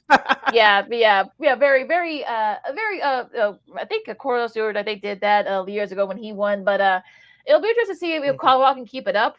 So again, we'll see. But a nice win for them on the road because that's not an easy place to play down there in Orlando. So a nice win for them. I know they were dealing with. Yeah, I know they were dealing with the after. Yeah, I know they're dealing with the after effects of Hurricane Helene. And I don't know if you caught, like I watched the majority of that game via my computer screen. Brandon Marshall was there. I know that Cam Newton was there. I know whether it was jokingly or not. I know Deion Sanders told him to get his butt back on the sidelines. I don't know if they were joking or not. If y'all know, you saw that clip on social media, but he was down there. Of course, T.O. Terrell Owens. I know he's working with Deion. He was down there on the sidelines at the game. Of course, Warren Sapp is working with the defensive line for Colorado, so saw him. But it was a great performance by Colorado. I was shocked that there was a little bit more of a high-scoring game, but Colorado's defense did come to play. They did establish a little bit of the running game, but the only problem that I have with Colorado, and you can say this about a couple other teams as well, you got to clean up the penalties. You got to clean up the penalties. That's the only thing I'm worried about with Colorado right now. I know Deion Sanders addressed that a little bit in his post-game presser. I don't know if you heard him with Allison Williams of Fox after the game, but he's like, he was saying after now they starting the season 4-1, you can teach these guys how to win, and the lessons should become easier for me to teach them because they're actually doing the job and they're putting the work in. So Colorado still has some room to grow. I know their schedule gets tougher in the next few weeks. I know they got a bye week, I think in about 2 or 3 weeks, so that should help them as well. But the schedule only gets tougher for them from here. I think I'm not saying it's in the bag for them to go to a bowl game this year, which I think it is, unlike a year ago. But they still have some room for improvement. Well, they actually their bye week's actually this Saturday because this Saturday. Okay. Yeah, their next game is against K-State, though that should be a fun one. Your old Big 12 rivals are playing each other there. Then they gotta go at Arizona. That's not going to be easy. Cincinnati, that's not going to be easy either. Texas Tech, Utah, Kansas, and Oklahoma State. They finish up, so it does get easier for them over there at Boulder. So, but we'll see what they are. Maybe they can clean up those things, during the idle week. So we'll see what happens. They're also to SMU, hammered Florida State. So you wonder, when is Mike Norvell going to get his pink slip and late card, as our late friend Lamont Scott would say. But we'll see what happens there as well. Yeah, that's about it. I mean, Wyoming got his, I think, first win of the season against Air Force. So, yeah, pretty solid weekend in college football. All right, you're listening to Second City Sports on Chicago City. Lakina here with you. We still have a few minutes left before we call it quits for today. Lakina, let's get into basketball. Of course, we'll get into the surprise trade that took place in just a moment, but we have breaking news before we came on the air. Dikembe Mutombo, Basketball Hall of Famer, played near 2 decades in the NBA, passed away at the age of 58 due to brain cancer, which really stinks. But he is the second in all time in block shots with 3,289. He was, I believe, he led the league in blocks 3 times during his career, 3 straight years, and he was a 4-time Defensive Player of the Year. He played for the Denver Nuggets, Atlanta Hawks, and the Houston Rockets, to name a few. I know he has his numbers retired with Atlanta and Denver. I'm sure both those franchises will honor him at some point for this upcoming season. I'm sure both franchises will have a number 55 or something to that effect on their jerseys and on the court, some type of decal on the court to honor him coming up this season. So I was shocked to hear that news this morning, Lakina. I know he was a personality that broadened the horizon and bridged the gap between old and new for what the NBA is now. And he did this throughout his career, throughout his post-career. Of course, he's from the continent of Africa. He gave back to his homeland during his playing days, and he did that up until his last moments. And Lakina, I didn't hear of him, to be honest with you, until his last year at Georgetown, because until he got drafted by the Nuggets. Remember, it was him and Alonzo Mourning. Remember, Alonzo Mourning was getting most of the pub at that time, but Dikembe Mutombo was holding his own at Georgetown as well. Shout out to the late great coach John Thompson for recruiting him. Yeah, I remember. He actually traveled to the Congo. The coach he did, and a lot of coaches wouldn't do that. So because there was a lot of fighting going on there at the time. I think Dikembe actually lost his mom because she, there was some medical ailments, and of course the nearest hospital was like miles away. And they couldn't go anywhere. So I think she was found on the side of the road and she bled to death. But that's why he built a hospital down there in his native Congo, was because of that reason. And it's sort of one of those things where he was one of those guys, he made the All-Star team 8 times. He is, like you said, he's one of the top shot blockers ever, and also a great personality as well. And he was just one of those guys where he was a gentle giant, as they called him. Seeing some of the videos of the clips from the photos with folks throughout, people who were close to him or had dealings with him, it was really nice to see. And it was tough because I remember hearing about it last year. He actually had brain surgery. And they really didn't really kind of kept it quiet after that. So I thought, okay, he was okay, but apparently that wasn't the case. So it was going to be interesting to see what I think it's going to do something for him, in honor of him. I know his son Ryan posted something really sweet on his Instagram, and I saw that. Yeah. Yeah, that was really sweet. And I mean, the finger wag, will have a whole new meaning now that he's no longer with us. But so our thoughts and prayers go out to the Dikembe Mutombo. And I'm sure Georgetown's going to do something nice for him as well. But like you said, I mean, they were kind of like he and Alonzo Mourning, were kind of like the twin towers there for for about a year before the Kimbe graduated. So that was they actually were actually right there for the Final Four. I think they lost to Duke that year. They there was they thought they were going to go to the Final Four, but they weren't able to pull it off. So in '89, so yeah, it was a tough loss for the NBA and for all of humanity. Yes, our condolences go out to the Dikembe Mutombo in the NBA community. Real quick, Lakina, you mentioned him being one of those personalities that, and we don't give him enough credit, but we always give Tony Kukoc, Dino Raja, and some of those early foreigners credit for making it a constant occurrence for foreigners to play consistently in the NBA. Dikembe Mutombo's name needs to be up there as well. And number two, you mentioned him being a personality. Shout out to our guy, Dadrian Colon. We got to get him on this program at some point. I know he's doing wrestling, but we were in the chat just when the news broke. He said that he remembered his first appearance on Inside Stuff. I was like, yeah, he was on Inside Stuff a lot. And he was on Sports Center and all these NBA promos, like you said, with the finger wag. Of course, I know this may sound controversial, but you know this is the truth if you know your history, especially living in Chicago. Some Bulls fans, not all Bulls fans, but some Bulls fans, especially our age, Lakina, if you didn't follow the league, you just followed the Bulls. Your only memory of Dikembe Mutombo was that he got dunked on by Michael Jordan in Game 5 of the 1997 Eastern Conference second round in 1997. Of course, the story goes earlier that year at the All-Star game in Cleveland in 97, Jordan was caught on camera. Him and Mutombo were discussing that Mutombo said that you never dunked on me and blah, blah, blah. So Michael said, okay, at some point I'll get back at you, paraphrasing. Of course, Game 5 that year in 97 against the Hawks at the United Center, Jordan dunked on Mutombo. But Dikembe was, like you said, was one of those dudes that he wasn't great offensively. He was just above average offensively, but he was a hell of a defensive player. And let's mention this. I'm glad that I got a chance to mention this. And you can see every game in its entirety on YouTube, the whole series. 1994, first round, Denver, Seattle, especially games 3 through 5. Mutombo altered the course of that series hands down. Yes, you had other role players from the Nuggets that stepped up as well, but if it wasn't for the presence of Dikembe Mutombo, they wouldn't have pulled out that upset at Seattle in Game 5. And if you saw that moment after the buzzer sounded, he was embracing the ball and he started tearing up. So that was a really probably one of the more iconic moments from NBA playoff history. So I'm sure NBA TV will show that. I'm sure.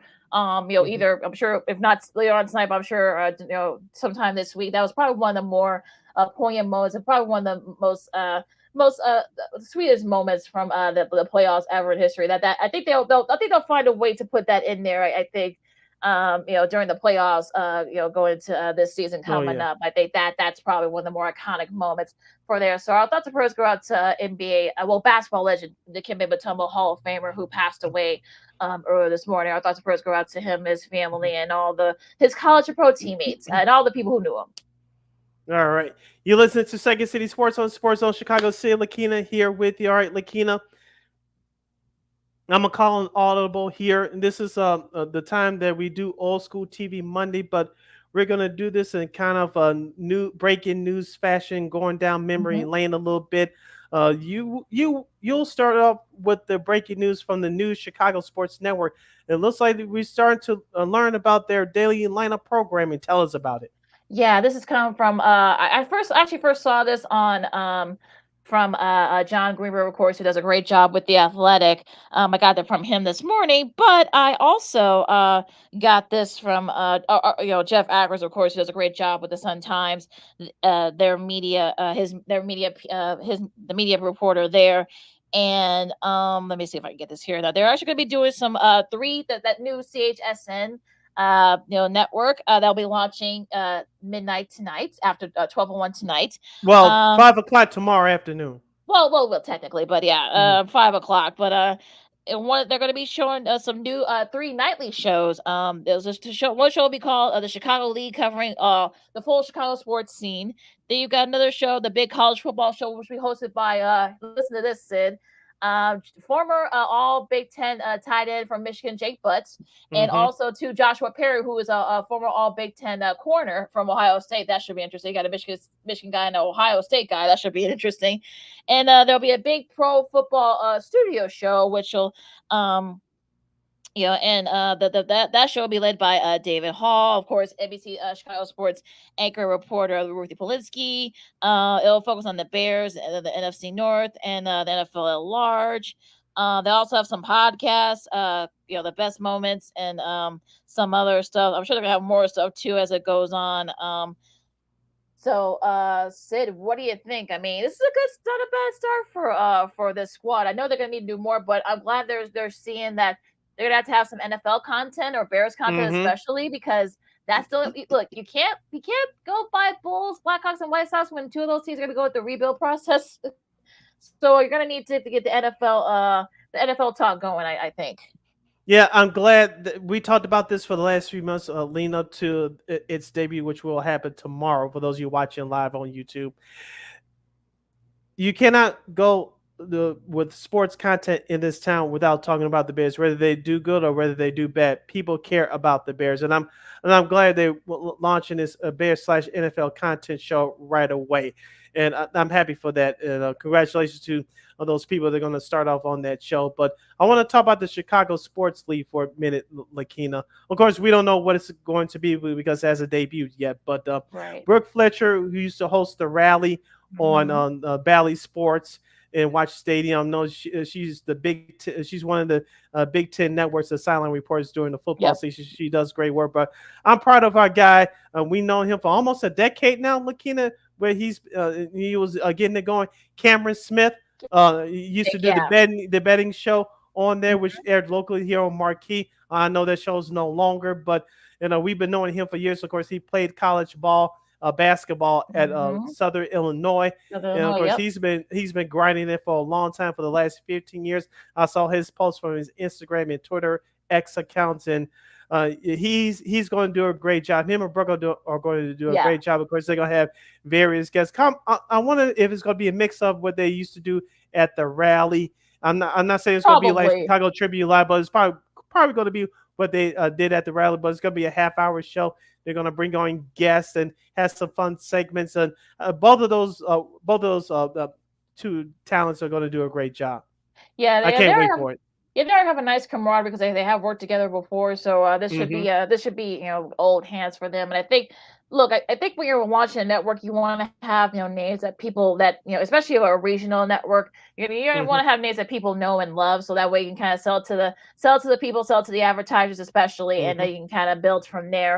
And it'll be interesting to see, as the year goes and as the season goes, I'm sure they'll have live college games and then maybe some other stuff too, because you got to have people there to kind of you got to keep it you got to fill out that timeline and that time period somehow. And excuse me, it's gonna be interesting to see also the distribution thing. That's gonna be the big thing. Sid, we haven't heard anything from Comcast. Oh, you're a Comcast customer, and nothing as of yet. I have YouTube TV. It'll probably be a while before we get it, here. But you got your antenna ready if you have a TV free of cable inside your house. I did. I think we still got it. I believe, but yeah, you might have to use it. Might have to use that because they don't have a direct. I had to pull mine out as of this live broadcast, but I had to pull mine out. Well, they don't have a direct to consumer thing yet, so that's going to be interesting to see what happens with that. So, but yeah, this is a good start for the network. Of course, you got to think. I'm sure there's going to be more content. There's going to be They got podcasts. So there's going to be more coming up as the year goes. But this is a good start for them. Now, just get the distribution thing figured out. Yes, and real quickly, Keena, I know you're looking forward to this. I'll be checking out as well the college football show with Joshua Perry and Jake Butt. I know you just mentioned it a moment ago, but both those guys were fill-in host on the rally. I know that show's no longer, but Joshua Perry also he does college football studio show for NBC. He does a great job. Jay Butt is a rising star in our business. Hope we can get both those gentlemen on at some point, but I'm really looking forward to this. I know you are too, because I know you're a big college football fan, bigger than I am. But I'm looking forward to this as well. And I've seen both both those gentlemen's work, especially when it comes to the game of football. They can talk both NFL and college. I'm really looking forward to see what they do with this show. Gonna be interested to see what happens with all those shows coming up. Now, in transition to that, as I can see sports on Sports of Chicago, King McGee, Steve Brown with you as again, wrap things up here. Special edition of Old School TV Monday, of course. 11:59 tonight. NBC Sports Chicago will be bidding a farewell. And if you guys have seen some of the personalities, of course, I saw Chuck Garfine's post the last few days, him and Ozzie again, of course, the White Sox are pre and post. And if you saw what Ozzie said, he actually started to tear up a little bit, Mr. Guillen did. Yeah, that was a sweet moment there, and just some great moments. Look, we know a lot of the folks that have worked there, either whether it's on air or behind the scenes or doing podcasts. It's definitely the end of an era. I know some folks were wondering, like, why is this happening? Well, NBC Universal wanted to get out of this sports regional network business. They think there's not a lot of money there anymore. And unfortunately, this was the case here. And of course, they pulled the plug. And it's going to be interesting because, look, we saw a White Sox World Series. We saw 3 Blackhawks Stanley Cups. When the Cubs were there, I mean, it was kind of like, sort of, started the World Series there. And I think I don't think the Fire won during that time, but it was actually you saw some great moments, some great shows, Beer Money, and just some of the other great shows that were on there. Of course, Chicago Tree Live or Sports Talk Live, however, they're like the 400 iterations of that show. They did kind of a highlight type show, NBC Sports Chicago, I guess, wrap up show before they kind of got rid of that. But it's just like it's really definitely the end of an era, and it's gonna be missed, NBC Sports Chicago. Yeah, a couple of things here. I know NBC Sports still has some regional sports channels. NBC Sports California / Bay Area, NBC Sports Boston, and Philadelphia. Maybe a couple of those stations may go away in a couple of years, but we'll see. But don't forget, Lakina, NBC Sports is going to pour in all their money because the NBA will start next season with them in Peacock. So that's one of the reasons why the NBC Sports Chicago will be no longer. They're pouring all their money into the Olympics and, of course, the NBA, which they'll have the contract with the NBA, which starts next season. But as far as the program is concerned, I remember Chicago Tribune Live, Lakina. Remember, they had no other outside guests outside the people who covered sports for the Tribune. And then when it became Sports Talk Live, they had guests from ESPN, 1000N, 670 The Score. And they started to reach out to people that they were known around the social media a little bit, but not as much as CLTV Sports Feed did. Thank you, Larry Howley, for that. But they started, Sports Talk Live started to do that, but in my opinion, it was a little bit too late. I know our guys, Ken Davis and Damon Spruill, were on that show, Sports Talk Live, as well as CLTV's Sports Feed. They got them great exposure. Shout out to our guy, Russell Dorsey, now with Yahoo Sports Cover MLB. He was on Sports Talk Live during those last couple of years, and he really boosted his profile. But I want to take it back to when it was Sports Vision, Lakina. And yes, we were babies back then, but I remember, for those of you that looked at the old clips when the White Sox won their 83 AL West division, that game was on Sports Vision. If you saw the Hawk Harrison, what's the SV stands for on those microphones? Sports Vision. And that's when Jerry Reinsdorf put a majority of those games on cable at the time. It was a very unpopular move at the time. But it seemed to all work out. Of course, the ascension of the Chicago Bulls to Michael Jordan. Remember, they debuted, I believe, in '84, the year before Jordan got drafted. And of course, they changed to Sports Channel in 1989. I remember those slogans were "Our season never ends." Of course, you saw Johnny Red Kerr and Jim Durham broadcasting many of those games on that channel. It was Simon Caston on the old M1000 back then, the Sports Channel and Sports Vision broadcast. Of course, in the 90s when Jim Durham got the boot, unfortunately, Tom Dorn was brought in. He did a great job. Of course, at that time it was Sports Channel, and then, of course, during the Last Dance season in 97, 98, it went to Fox Sports Chicago. Unfortunately, the Wirtz family and Reinsdorf wanted to get out of business, and they started CSN. And of course, it grew on from there. So it was a great run in this market for the last year, almost our entire lifetimes, Lakina. But with the regional sports network, the way it is with streaming, and the times are changing. Yeah, I remember like with Sports Vision, it was Sports Channel, then it was Sports Channel Chicago, then it became Fox Sports Chicago, and like you said, CSN Chicago, of course, now NBC Sports Chicago. So it was a pretty interesting moment, the various times over the years, and it's gonna be interesting to see what happens. But I mean, I'm kind of this is gonna be interesting what happens here. What's going to be the appetite for this kind of thing? You got people, breaking habits is always going to be hard for folks. So, no NBC Sports Chicago. Now you got to go to this new network where you may not have it for a while. So, it's going to be interesting to see what they'll be able to do. Cause I'm sure you got people there that have run various networks before. I think they know that you got to have the more eyeballs, the better. You can't really depend on, YouTube viewers. Cause a lot of times you still have to, people still like the viewership, that's better to advertisers. So you kind of have to play along with this. We'll see what happens the rest of the year.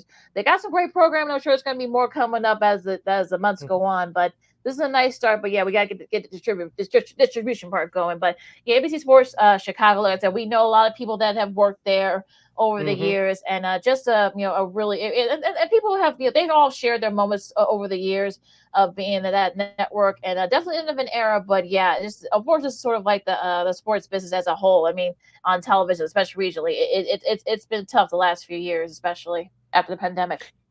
Yeah, just a reminder for those of you in the Chicagoland area that do not have cable or a subscription streaming service, you can watch the new Chicago Sports Network over the air with a powerful antenna on channels 62.2 and 62.3.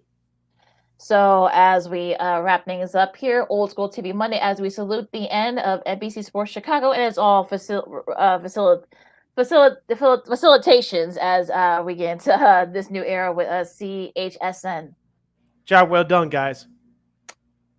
All right, you follow my Kingdom McGee on the Twitter, executives again, the IG. You can follow yours Shirley Sydney Brown on the Twitter and the IG at SidKid80. Once again, it's SidKid80. That's SIDKID80. SIDKID80.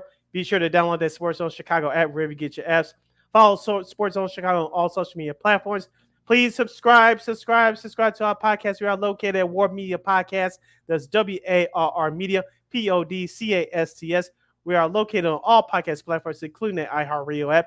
And give War Media a follow at WARR Media on all social media platforms. And thank you very much in advance for your support. Like, share, subscribe, and tell your friends. Be sure to catch Second City Sports Live and Live in Color every Monday, every Friday from noon to 2 p.m. Central Standard Time right here on Sports Zone Chicago. One more again, as the kids would say. Be sure to catch Second City Sports Live and Live in Color every Monday, every Friday from noon to 2 p.m. Central Standard Time right here on Sports Zone Chicago. And of course, you can catch Sports Zone Chicago anytime, anywhere on the Roku app.